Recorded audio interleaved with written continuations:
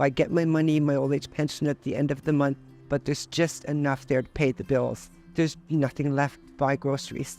So I would die without this place. I get about $200 for laundry, bus fare, and groceries left over. The Canada's Food Guide, you need 8 to 10 fresh fruits, vegetables, or frozen or canned. 2 bags of groceries is $200 nowadays, just on fresh fruits and vegetables. You can't buy food. And then you go into the grocery store and what do? Like, tomato, it's like $3. Like, it's ridiculous. So it's just very hard to like go in. You have to make a list of what you have at home and what you need to make a meal. And then hopefully it'll be on sale when you get there. And if it's not, then you just kind of have to look elsewhere and try and figure out some other meal that you can make with what you have, because it's too hard, it's too expensive. There used to be more reduced available and somewhat quality reduced, but now it's very minimal and it's real poor quality, like pretty much rotten, but they're still putting it up for sale for $1.69 for the little bag of whatever. And I feel sad for the people that are buying it because they're just trying to get something out of it. The SAFE project, so the Sustainable and Accessible Food for Empowering Communities, is looking at empowering people to look after their own food sovereignty, so addressing food insecurity. We're also looking at reducing social isolation, building social equity, looking at gardening as a mental health tool, as well as bringing different cultural communities together that address systemic racism in the community. I'm on ODSP. I don't get a lot to live on. Rent is extremely high and there's nothing you can do about that. You have to pay it or you're going to be homeless. I mean, there has been times where I've gone without eating a meal or 2 in a day because we just didn't have enough. But this place is just so amazing and I'm happy that it's here in the neighborhood. It's really amazing. Back in 2012, we started with our community garden, and that was a way to bring community together around food. But during the pandemic, one of the things that was introduced to us was the opportunity to start a food bank. And so we started working with the Daily Bread Food Bank as well as Second Harvest. They're providing us food that we can distribute to the community. And our garden is actually having some great impact in trying to provide fresh organic produce for those families that offset some of the lack of food that we're receiving from the food bank. I have to keep reminding myself that it's okay to ask for help when you need help. But you still, no matter what food bank you go to, you feel a little bit embarrassed and ashamed that you're in that position.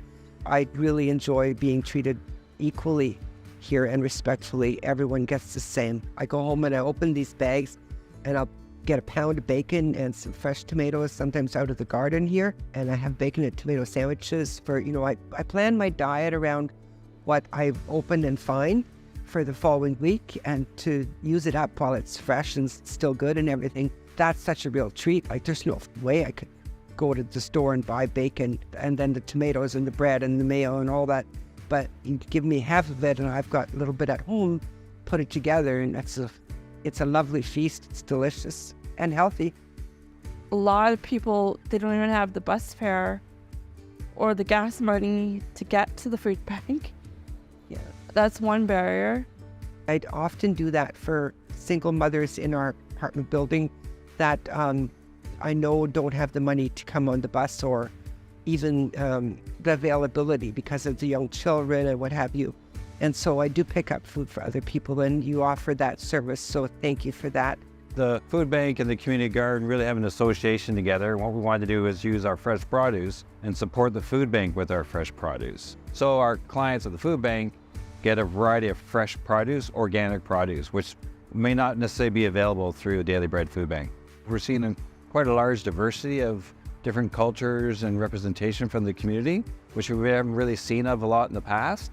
And I think giving us additional purpose for our community garden, raising fresh organic vegetables that we can now include in our food packages every Friday. I got something last summer called eggplant, and I've seen it in the store, but it's purple, and I was kind of scared of it, but I actually Googled how to make different recipes, and I found a recipe that we all actually super love.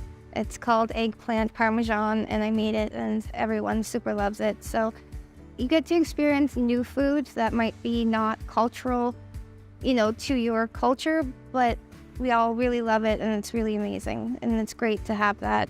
A lot of people don't know how to cook, come and get what you're given and work with it to make a meal plan around it. Don't be afraid to ask questions. When you were doing the food program for a few weeks in the winter here, I asked for recipes and then they started coming with the food. So we learned how to make more foods using the food that's here, as the staff did to prepare it for us. So there's always learning opportunities. Just ask. So having a food meal program that everyone cooks the meals probably be better. Unfortunately, during the pandemic, we weren't able to operate the community kitchen for quite a while. But lately now we're introducing more cooking workshops, and we're looking at how we can utilize some of the foods in our vegetable gardens and make meals with the families in the very near future. It gives people a lot of options for how they can cook certain foods. One of the things we have been trying to experiment with what foods you get from the food bank, what meals could you make from it? Because there's limitations to what there is available to them. We've also had different presenters come and teach people how to make different cultural meals. From there, we actually then introduced our raised garden beds. So now we have community members that can sort of take that empowering piece and grow their own food. And we're encouraging those that are accessing food banks to actually come here and grow food, any type of food they would like, maybe something that they're culturally related to, and help support them from a food standpoint, reduce their grocery bills, and really reduce our dependency on the food bank system. This helped so much because I struggle to buy food. I don't have enough money. And without this organization, which is a blessing to the neighborhood, I wouldn't be able to eat. I'm over 70 and I have cancer, and the fresh vegetables and variety of meat and dairy products allow me to have a healthy diet week to week.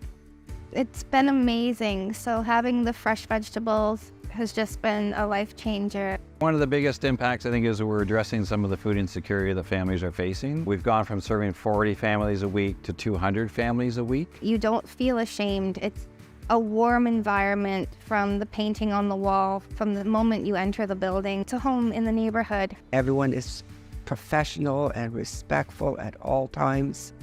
Just, it feels good to have come here. And I'm so grateful. Thank you for saving my life.